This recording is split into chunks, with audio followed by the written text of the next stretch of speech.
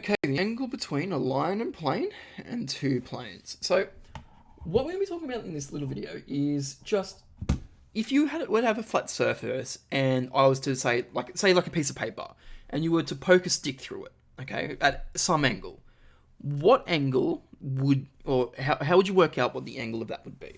Okay, so that's sort of like our driving question. So let's start off by looking at the different situations that we could have relating a piece of paper and a stick. Okay, so the first one is if I have a piece of paper, I could take my stick and I could literally lie it just across like that. Okay, so the angle between the stick and the piece of paper, if it's just lying on top, is just 0 degrees because there is no, it's flat on there. Okay, so there's no angle between the stick and the piece of paper. Okay, so that's number one. Number two, okay, let's say we have this piece of paper. Okay, and let's say, well, instead, this time, with my stick, I don't even actually put it on the paper at all. In fact, I make it parallel to the paper. Okay, so what we say then is, okay, so 0 degrees. Okay, so for this one, we say, well, there's no angle between the two because there's no possible way for us to measure, between this here and the stick. Okay, so no angle whatsoever. Now the third type we can have, and the one that we're more concerned about, okay, is if I have my piece of paper and the stick goes through at some point and pops out the other side. Okay, so how do I measure the angle of that? Well, the easiest way to do it is to take another point somewhere on the stick, on the line, drop it down, or drop a perpendicular line down until I make a perpendicular line with the plane, okay, and then make a right angle triangle. Okay, so once I've made a right angle triangle, I can then work out what that angle is on the inside there, okay? So, to work out that angle, okay, we're going to use some trig, just like we had before. Now, this is going to be really useful for whenever we're dealing with 3D shapes, such as 3D shapes such as pyramids and prisms. Now, with this one in particular, there's two sort of subcategories you can have for this type. You can have A and you can have B. So A is when it sort of goes through any sort of direction -1. And the other one that we can have is, well, what happens if the stick just goes straight through? Well, it just makes 90 degrees then. Okay, so if it's straight through or perpendicular to the piece of paper, then it just goes straight through, okay? No dramas there whatsoever. The only time that we really need to do some calculations is when we have one like we do above, okay? So that's what happens when you have a stick and a piece of paper, or you have a line and a plane, okay? So if you're drawing a line, so the line is like a stick, and you're sort of trying to see, well, what angle does it make with a flat surface, a plane, okay? So a plane is just a flat surface, okay? But what happens if we have two bits of paper, or in fact, if we have the one piece of paper and we were to divide it in half, okay? So what would we do in that situation? Okay, so let's say we have this piece of paper and we divide it in half like this. Okay, so as you can see, piece of paper divided in half. Okay, so the way that we're going to measure this one is we're effectively going to take a line and treat it as if, it's been, let me say, we're going to take two perpendicular lines to the crease, okay? And then what we do is we measure in between there, okay? And that becomes our angle inside. Now, that might seem like it's going to be a lot of work, but in fact, it's actually a lot easier than we think, okay? Because realistically, you're just finding the angle between two lines, and we know how to do that by using some trigonometry. Okay, and we're going to see that right now. So, find the angle between the slant edge of the base of a square pyramid of height 12 meters, whose base has side length of 16 meters. So there's quite a bit happening here. So let's just start off by drawing a square pyramid. Okay, so here's our square pyramid. Okay, and we've got some information about this. The base is 16 meters in length. Okay, and we also know that the height, or the perpendicular height, so that's from the tip down to the center of the base, okay, that height in there is equal to 12 meters, okay? So that's that height in there. So what we're trying to find, and let me get a new color to do this bit. What we're trying to find is what is the slant height of this. Okay, so what's the slant height? So what is a slant height in the case of a triangular pyramid, or a square pyramid, sorry? Well, the slant height is just the slant length is just the, I didn't want to erase the whole thing. Control C. So the slant length, let me see if I can get this without, oh god, okay, don't think I can get it. So the slant length is basically just this length along here, okay? So this length along there. So how do I get that length along there? So going back to my black pen, how do I get that length along there?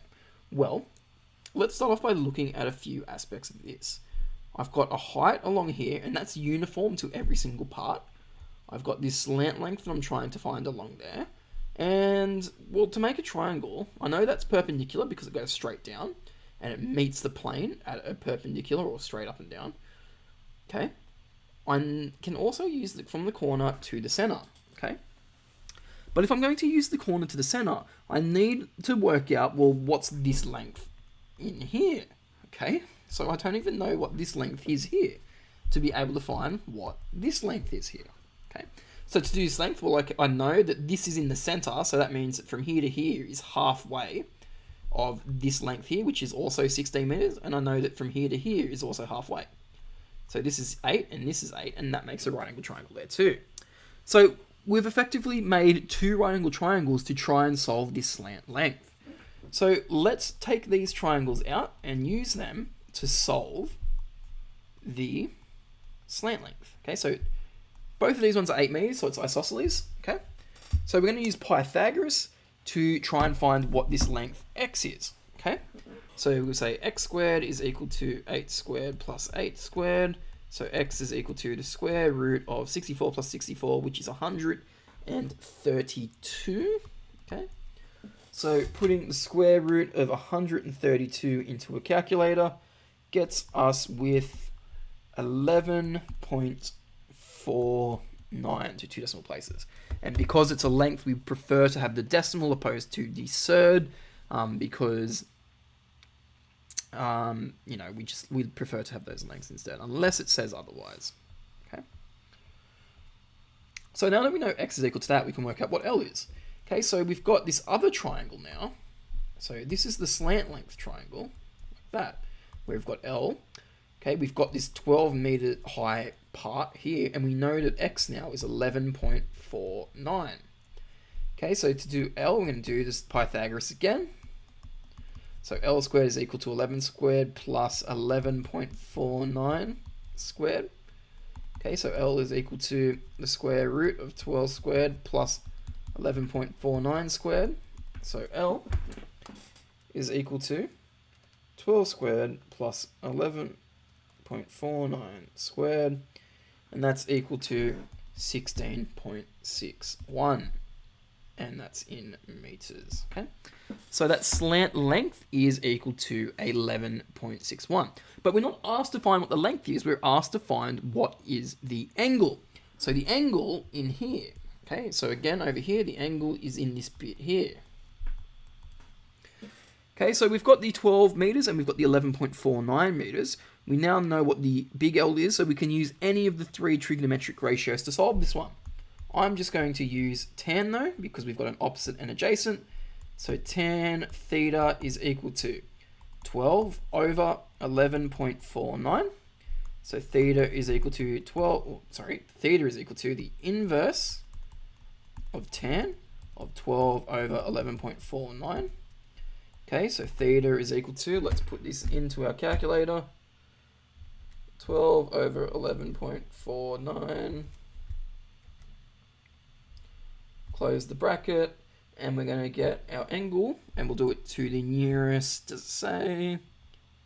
Nope, so we'll do it to the nearest minute, 46 degrees and 15 minutes. Remembering that minutes round by the 30, not the 60.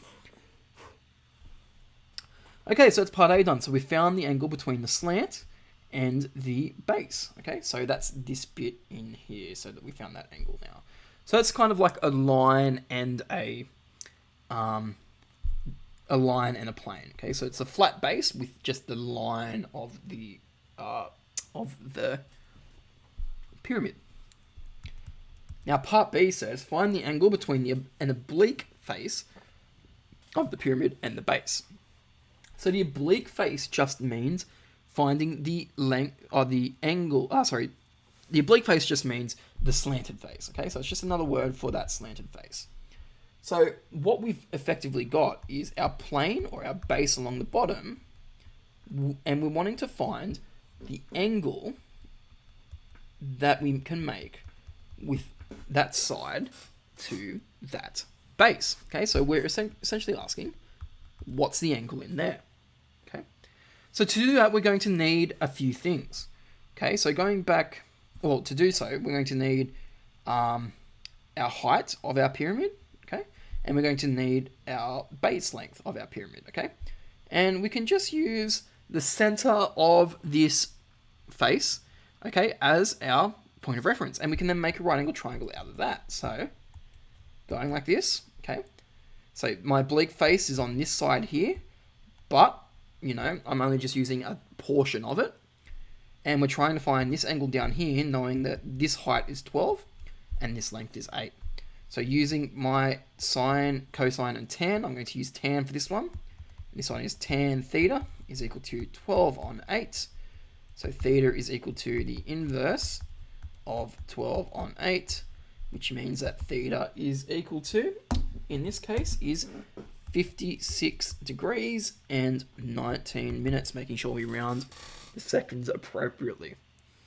Okay, so that's that one done, and we will now talk about, well, what happens if we can't actually solve one of our triangles.